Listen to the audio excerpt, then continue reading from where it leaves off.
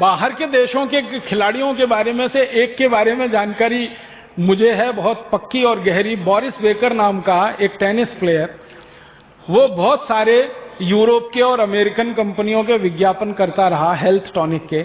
एक बार Boris Becker को पूछा गया कि आपकी जो सर्विस करते हो टेनिस में, आप जानते हैं बॉल को रैकेट से मारना है तो बहुत तेज स्पीड से जाती है, तो उसकी स्पीड कितनी है? तो उसने कहा 135 किलोमीटर घंटे की स्पीड है। माने भारत में राजधानी जिस गति से जाती है उस गति से बोरिस बेकर बॉल मारता है टेनिस के रैकेट से। तो पूछा गया कि ये ताकत कहां से आई है? तो उसने कहा केले में से आई है। बोरिस बेकर ने ऐसा जवाब दिया कि केले में से आई है। तो जो पूछने वाला पत्रकार था उसने कहा क्या बोला? उसने कहा केले में से आई है, मैं बचपन से केला खाता हूं।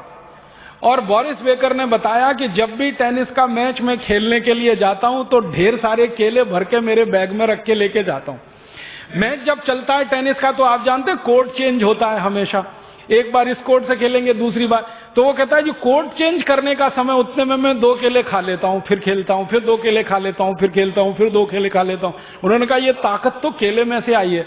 तो फिर उसको कहा गया कि फिर वो विज्ञापन जो करते हो आप हेल्थ टॉनिक्स का, उसने कहा वो तो पैसे के लिए करता हूं, खाने के लिए थोड़ी करता हूं। खाता तो केला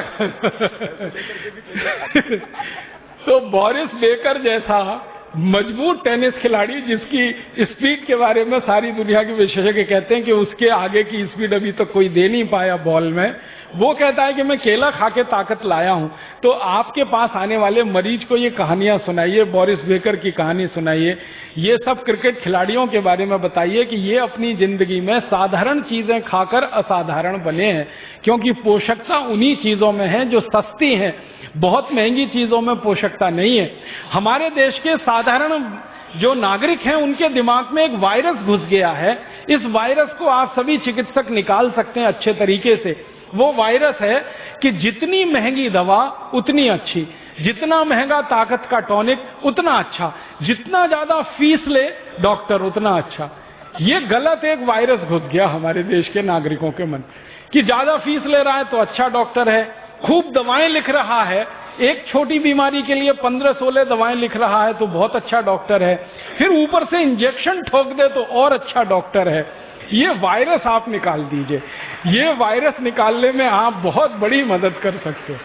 हमारे देश का साधारण गांव का गरीब आदमी, किसान, मजदूर जब डॉक्टर के पास जाता है, मैंने देखा डॉक्टर साहब इंजेक्शन लगा दो।